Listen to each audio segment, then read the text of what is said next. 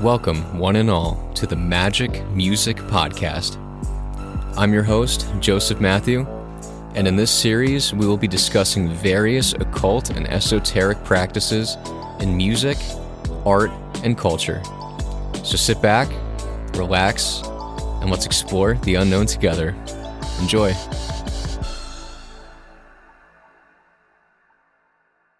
Hello, everyone, and welcome to episode number 7. In the previous episodes, we discussed Carl Jung, his ideas about dreams and the collective unconscious, and how that can help musicians write songs and turn dreams into songs. So, on this episode, I just thought we would kind of touch on different occult symbols throughout time, specifically the pentagram.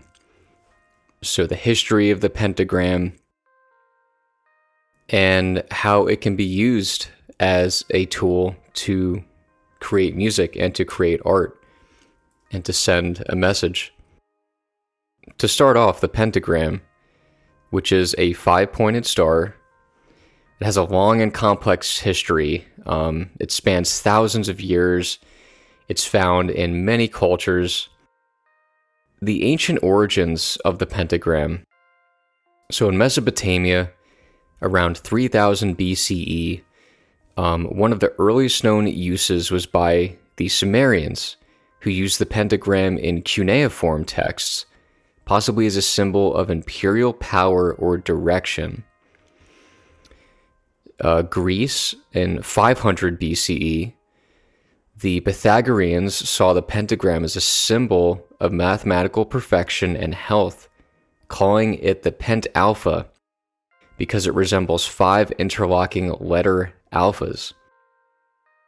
That's pretty interesting that it dates back that far. It's a very, very common symbol, and it's often misconstrued. People, whenever you mention the word pentagram to them, I think they immediately think of the inverted pentagram, which is, the devil's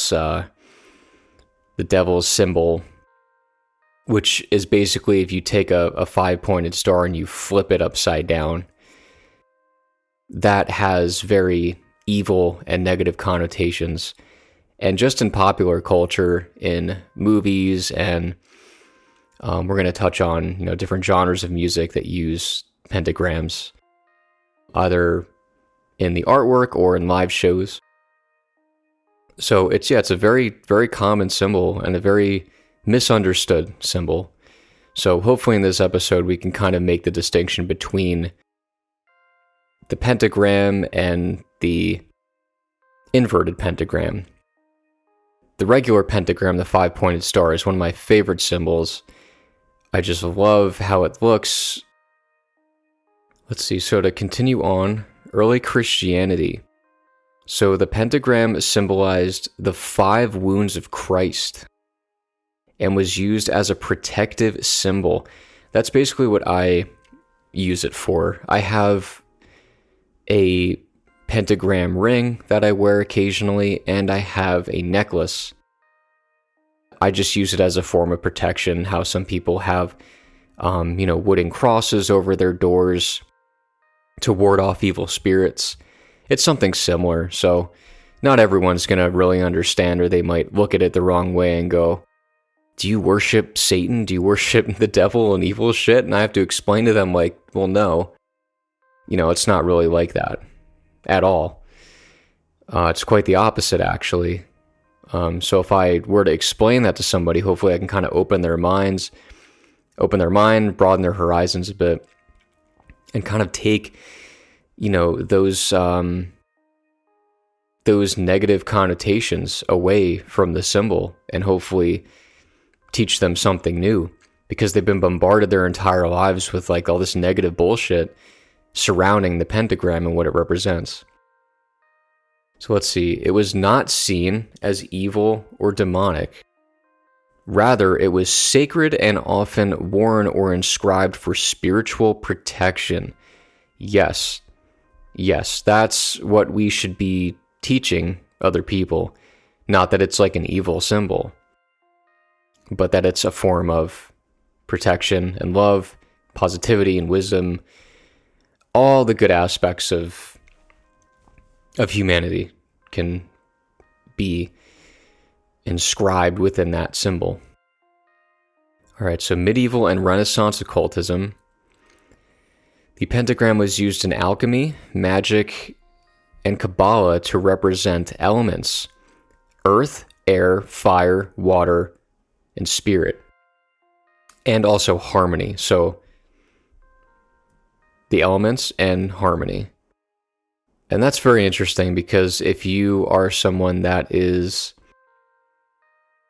loves nature, like myself, I love hiking, I like biking, I love being outside, then it can definitely resonate with you, because I think that there's a higher plane of existence. Maybe human beings maybe we're either the same thing, experiencing ourselves through different viewpoints and different bodies, or we're all different spirits that can kind of like transmutate and become another thing after we pass away. If you believe in reincarnation, or just some kind of, this idea that, Carl Jung touched on, the collective unconscious, of like maybe there's just a pool of like souls somewhere that kind of are yearning to just be alive, to be in like a physical body. Let's see. So the pentagram enclosed in a circle, which is called a pentacle, became a symbol of unity and wholeness. That's beautiful. I love that. So 19th through 20th century occult revival. Eliphas Levi, a 19th century occultist who we'll touch on later. I'm probably going to dedicate an episode to him specifically. So Eliphas drew attention to the upright versus inverted pentagram, claiming the inverted version, which the one that points downward, represented matter over spirit and was associated with darker forces. So that is where that whole idea kind of stems from.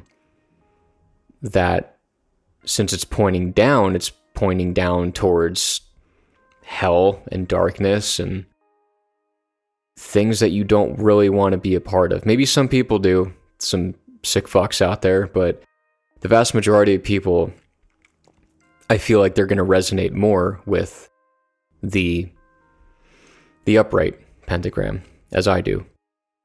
So the inverted pentagram was later adopted by some satanic groups, especially by the Church of Satan, founded in 1966, who used it with the goat head, which is called Baphomet. So you've probably seen the inverted pentagram and then a goat's head in that. That's a very, very common occult symbol. It's probably one of the first occult symbols that people see, and they're like, oh man, that's really disturbing. But it's much more than that.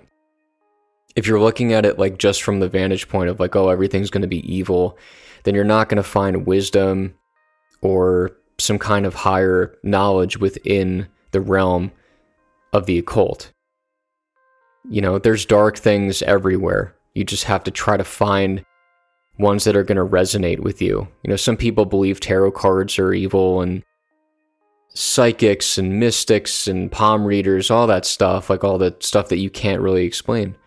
It's because we can't explain it, that no one has concrete, solid evidence for it.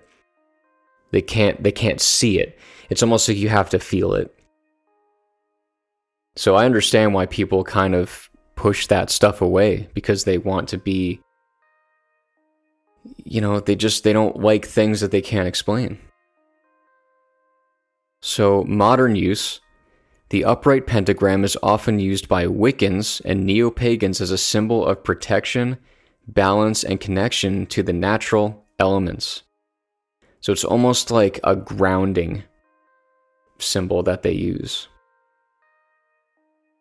And the inverted pentagram continues to be associated with Satanism and anti-establishment movements, kind of like counterculture stuff. If you want to go against the grain, just throw on a t-shirt with an inverted pentagram.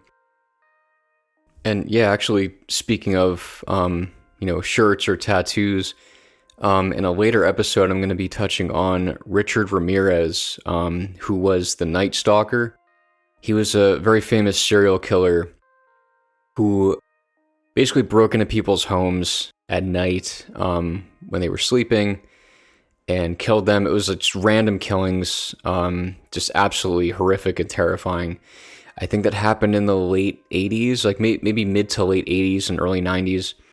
So, and he was actually influenced by the band AC/DC, which I'll touch on in a later episode, but it's kind of odd how these people kind of gravitate towards these darker themes, but the band is just using it for, maybe just to sell records or just to kind of get attention, but it's misconstrued. And that's happened throughout history, when metal music was kind of becoming popular, the whole parental advisory thing in the 80s, with Tipper Gore and, Dee Snider of Twisted Sister, all that stuff. We'll probably touch on that as well. So yeah, you can look up, images of the pentagram and the pentacle, the inverted pentagram. I know I have a bunch for the AI art that I basically use for the episodes. There's a bunch of pentagrams in there and other cool stuff. Yeah, so to distinguish the pentacle from the pentagram, a pentacle is a magical or symbolic object that typically features a pentagram, enclosed within a circle, but the term can refer more broadly to any talisman or disc used in ritual magic, so it doesn't have to look like a star. The key characteristics, the shape, it's usually a flat, circular object, often a disc or a plate. The design, it commonly bears a pentagram but can include other occult symbols, words, or sigils. Material, traditionally made of wood, metal, clay, or parchment. Occult and magical uses. So in Wicca and paganism, in modern Wicca, the pentacle represents the 5 elements. Ritual tool, often one of the key ritual tools like the wand, the atham, the chalice, and the pentacle in ceremonial magic and Wiccan traditions, like on the tarot cards. And symbol of earth, in Wicca's elemental correspondences, the pentacle is associated with the element of earth, representing grounding, stability, and material reality. That's pretty cool. So now we'll touch on several famous occultists that have utilized the pentagram in their rituals, their writings, and their philosophies. So we are going to start with Eliphas Levi. He was born in 1810, died in 1875. He was a key figure in the 19th century Western occult revival. He popularized the upright and inverted pentagram as a symbol of good and evil, respectively. You always have to have that balance, good and evil. One cannot exist without the other. It's almost like they're intertwined together. So his drawing of Baphomet features an inverted pentagram linking it to satanic interpretations. And in Transcendental Magic, Levi wrote that the pentagram is a symbol of human will and divine harmony. I have not read Transcendental Magic yet. I've been meaning to for a while, so I'm probably going to read that at some point and then we will discuss it. Next up is Aleister Crowley, who we've discussed many times before. He was born in 1875 and passed away in 1947. The founder of Thelema and one of the most notorious occultists in history. He used the unicursal hexagram more prominently, but also integrated the pentagram into ceremonial rituals. The unicursal hexagram, I believe, is...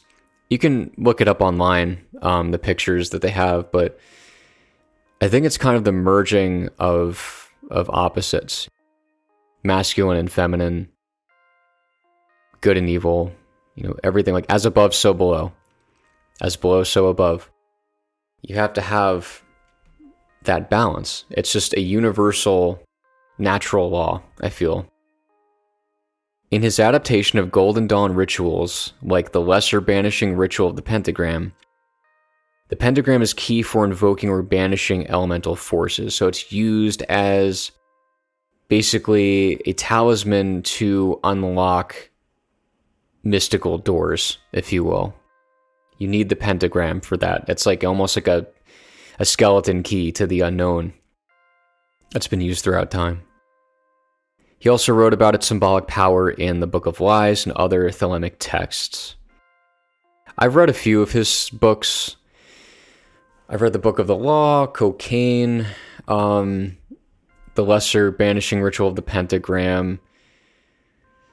Yeah, there's a bunch of books I've read by him. I just find him very fascinating, whether he was, legit into this stuff or if he was a narcissist. It doesn't really matter. I just find it cool. So I'm gonna keep reading this stuff. So, all right, let's see. Next up is members of the Hermetic Order of the Golden Dawn, which was founded in 1888.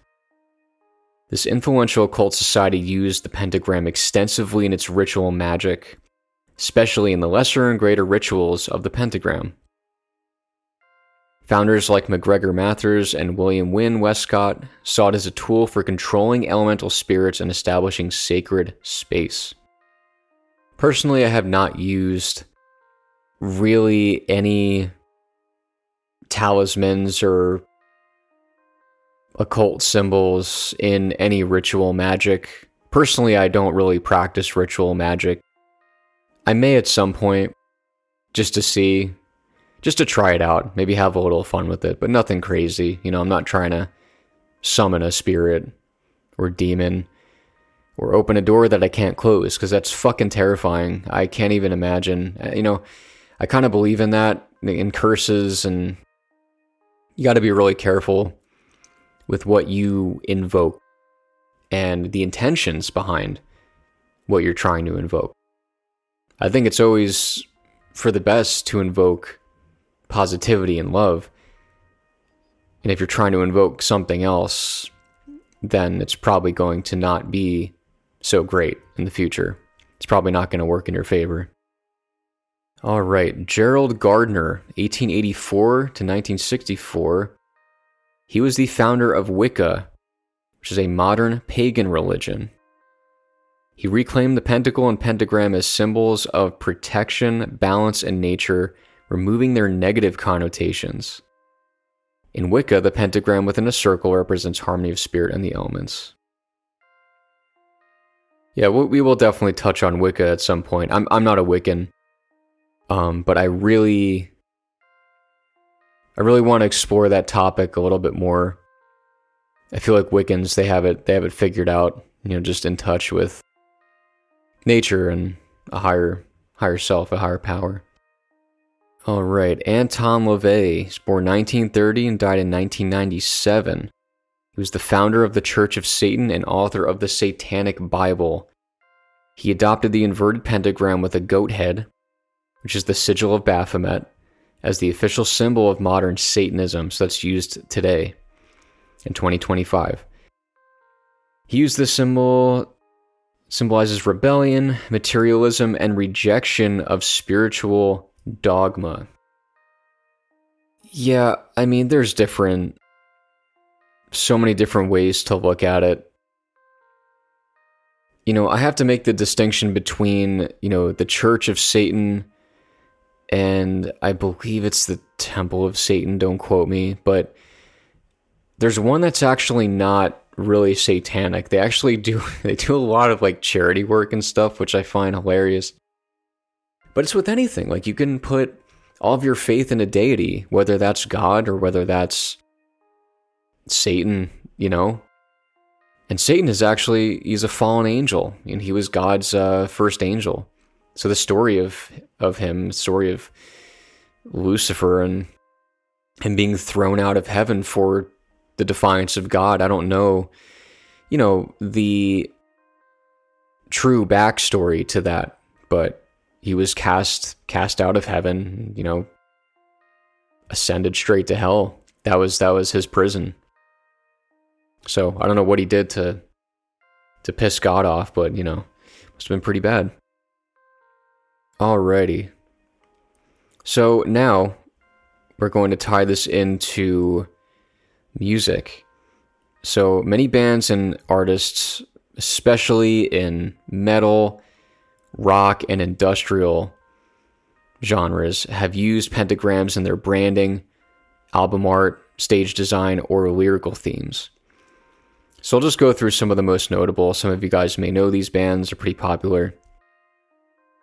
Number 1 is Slayer. Slayer! Gotta throw up the devil horns for that one.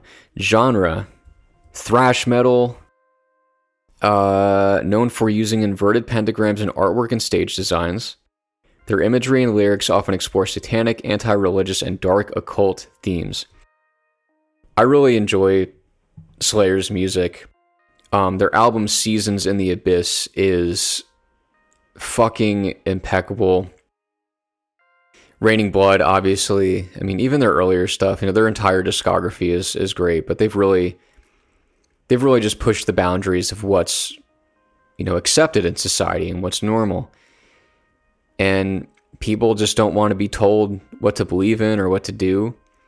So I think they look for something else in bands, and they see, wow, like I can totally relate to that. I can relate to those lyrics. I feel that way. Number 2 is Venom. So they're a black metal / thrash metal band, and they were one of the first bands to fully embrace satanic imagery. Albums like Welcome to Hell and Black Metal were foundational to the genre's aesthetic. It's been a while since I've listened to Venom. When I was about 13 through 18, those were pivotal years for my musical development. I loved Metallica, Megadeth, Slayer, punk rock, industrial, a ton of stuff, mostly rock music, but that's when I was super into metal music. 3 is Marilyn Manson, genre industrial rock and shock rock. So he frequently used pentagrams in the 1990s to provoke and challenge religious norms. It symbolized rebellion and critique of societal hypocrisy. So again, pushing back on what you're expected to do in society, to not follow the rules, to break them. Number 4 is Ghost. Heavy metal / hard rock. They use sacred and occult symbolism in theatrical, ritualistic stage shows. They blend satanic imagery with melodic music and religious parody.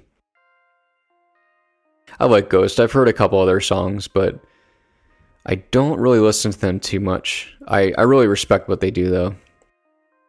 5 is Black Sabbath. Hell yeah. Genre is doom, heavy metal. They're not always using the pentagram directly.